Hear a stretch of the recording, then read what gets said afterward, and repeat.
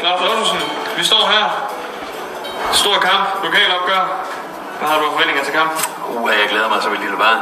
Det er jo vores juleaften. Det er vores lokalopgør. Det er storebror.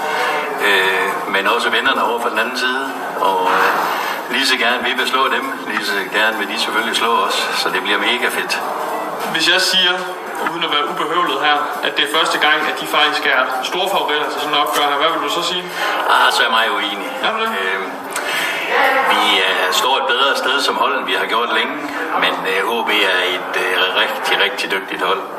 Og at de ikke lige har fået de point, de måske selv havde regnet med, og som mange andre har regnet med, det tror jeg ikke, man skal lægge så meget i. Og slet ikke i dag, hvor det er et lokalopgør.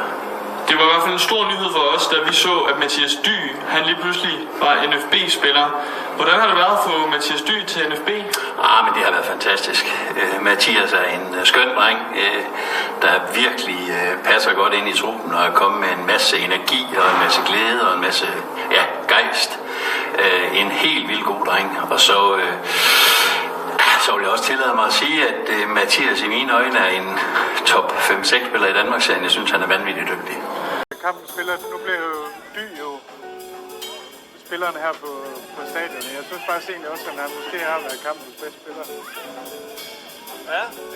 Han var meget udfordrende i første halvleg, også farlig. Det er stor Dy! Så scorer han! Altså, jeg tror faktisk, at vi har fundet kampens spiller med assist i 87 minutter.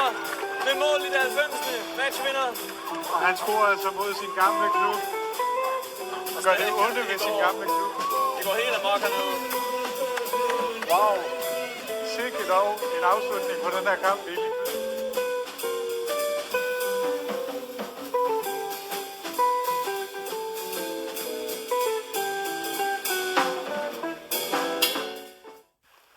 Ja, og den her hyldesbil her, den gav jo selvfølgelig anledning til at stille spørgsmål omkring, hvorvidt at Nørresundby de så nu kan etablere sig som det største hold i Danmarksserien. Og med den fjerdeplads, de har, der vil jeg sige, vi har nu set den bedste version af Nørresundby, vi har set overhovedet.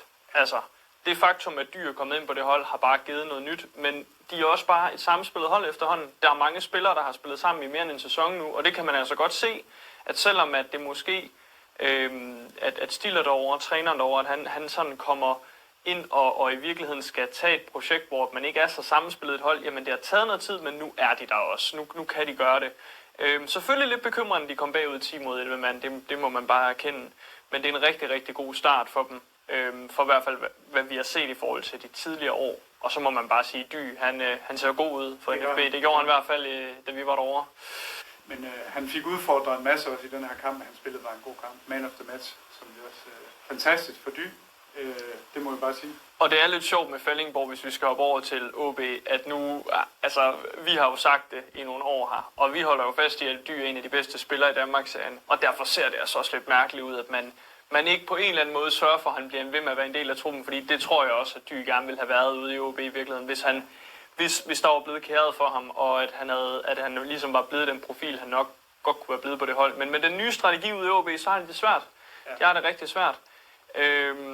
Vi må bare sige, at det problem, de har, det er, at de er overhovedet ikke sammenspillet, og det er, fordi de bruger så mange spillere, så de har det problem, at de har ikke den organisation. Og så finder du bare på, så laver du